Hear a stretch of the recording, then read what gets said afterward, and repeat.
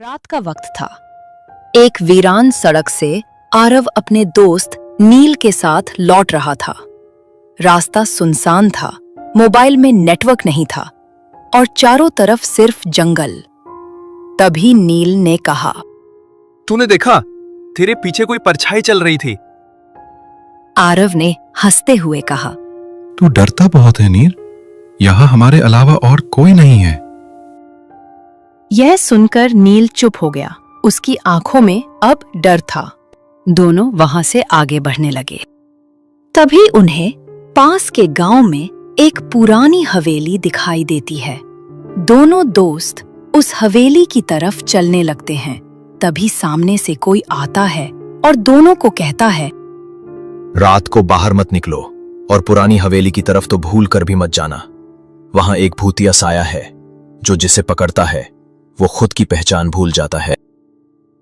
इतना बोलकर वो वहां से चला जाता है। तभी वहां पर जोर की बारिश शुरू हो जाती है और जोर जोर से बादल गरजने लगते हैं। नील और आरव को ना चाहते हुए भी हवेली के अंदर रुकने का फैसला लेना पड़ता है। दोनों हवेली के अंदर जाते हैं और देखते हैं हवेली पूरी तरह से टूटी फूटी है। ऐसा लग रहा है जैसे कई सालों से यहाँ कोई आया ही ना हो। भीतर घुसते ही ठंडी हवा और फफूंदी की बदबू से दोनों कांप गए। तभी नील ने डरते हुए आरव से कहा, मुझे यहाँ बहुत ज्यादा डर लग रहा है, चलो कहीं और चलते हैं। तू डर मत नील, यहाँ हमारे अलावा और कोई भी नहीं है। सिर्फ एक रात ही तो निकालनी है, फिर कल सुबह यहाँ से जल्दी चले जाएंगे। इतना बोलने पर नील आरव की बात मान लेता है और सोने चला जाता है।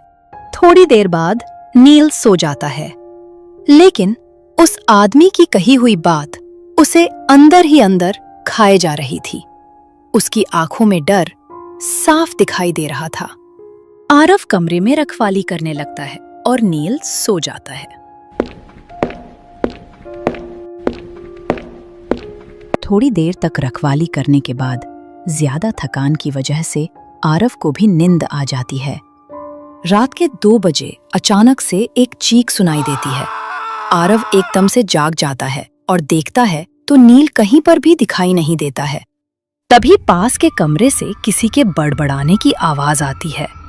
आरव दौड़कर वहां जाता है और देखता है नील दीवार की तरफ उल्टा बैठा है और लगातार बड़बड़ा रहा है। वो मेरा नाम ले रहा है, कह रहा है कि मैं अब उसका हूं। नील क्या कर रहा है यहाँ पर? चल जल्दी यहाँ से। इतना बोलकर आरव नील के पास जाता है। तभी पीछे से किसी के चलने की आवाज आती है। आरव पीछे मुड़कर देखता है। तभी उसे एक भूतिया साया दिखाई देता है। आरव उसे देखकर बहुत ज्यादा डर जाता है। तभी आरव नील की तरफ मुड़ता है। वो कुछ ऐसा देखता है जिससे उसके रोंगटे खड़े हो जाते हैं। ये देखकर आरव वहां से भाग जाता है और नील को वहीं छोड़ आता है।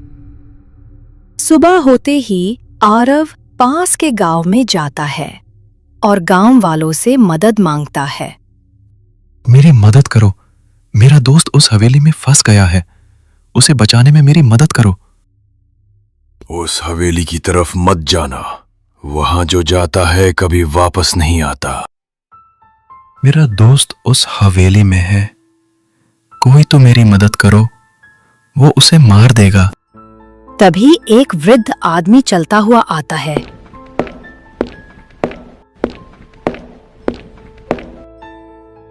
जंगल के पास वाली गुफा में एक अघोरी रहता है, उससे जाके मिलो, वो तुम्हारी मदद करेगा। आरव वहां से चलने लगता है। थोड़ी देर बाद जंगल आता है। आरव बहुत डरा हुआ है, लेकिन नील को बचाने के लिए वो जल्दी से आगे बढ़ता है। थोड़ी देर चलने के बाद आरव गुफा में पहुंच जाता है। तभी उसे अघोरी की आवाज सुनाई देती है।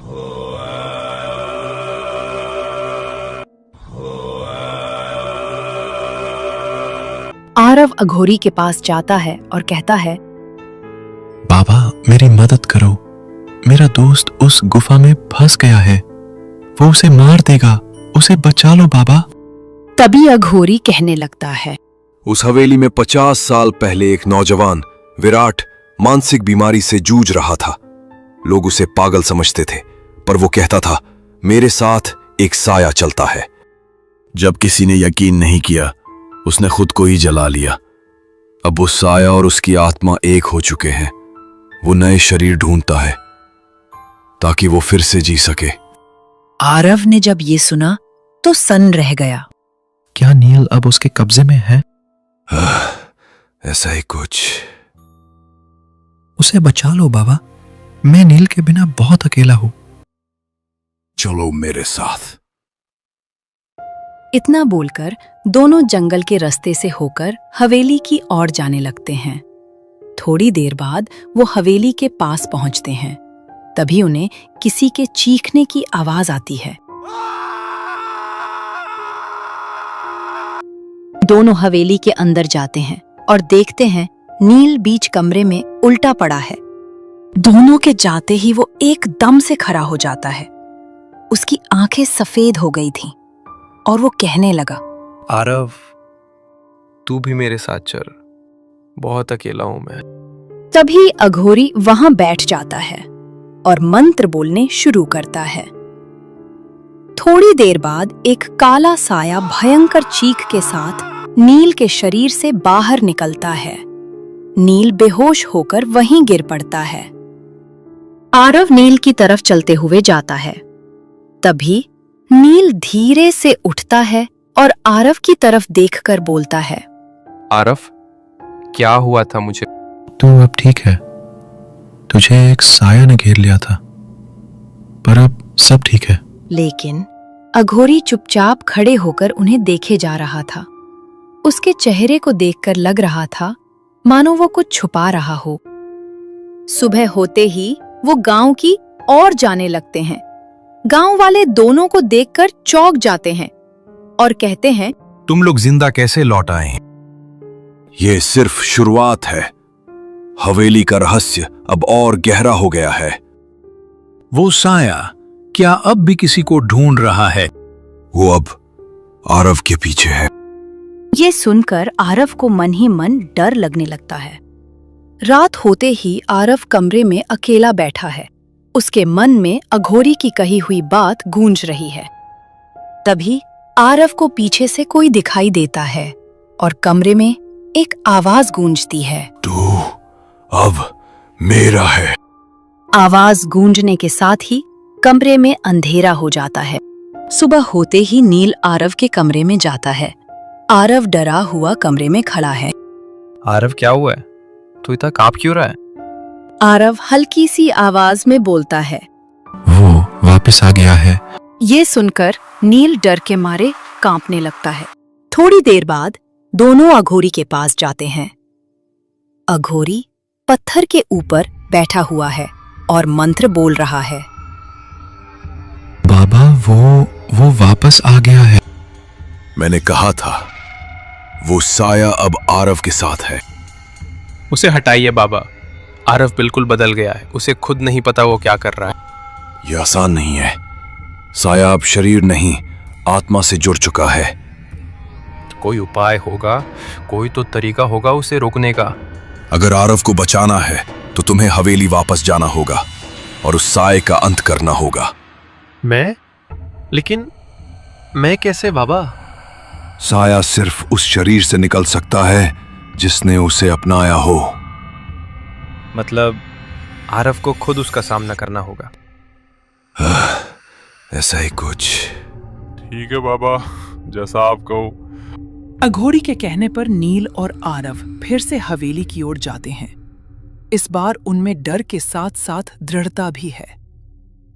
हवेली के अंदर पहुंचते ही उन्हें साया की गूंज सुनाई देती है।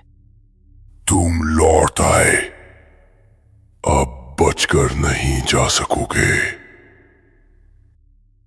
आरव बहुत ज्यादा डरा हुआ है, लेकिन इस बार वो पीछे हटने वाला नहीं है। आरव अपनी आंखें बंद करता है और जोर से बोलता है, मैं तुझसे नहीं डरता, तू सिर्फ एक परछाई है। मैं तुझे खत्म करने आया हूं। तभी सामने से एक आवाज आती है। तुमने बहुत देर कर दी, अब कुछ नहीं हो सकता। तभी अघोरी वहां पर बैठ जाता है और मंत्र बोलने लगता है। हवेली कांपने लगती है और विराट की आत्मा चिल्लाती है।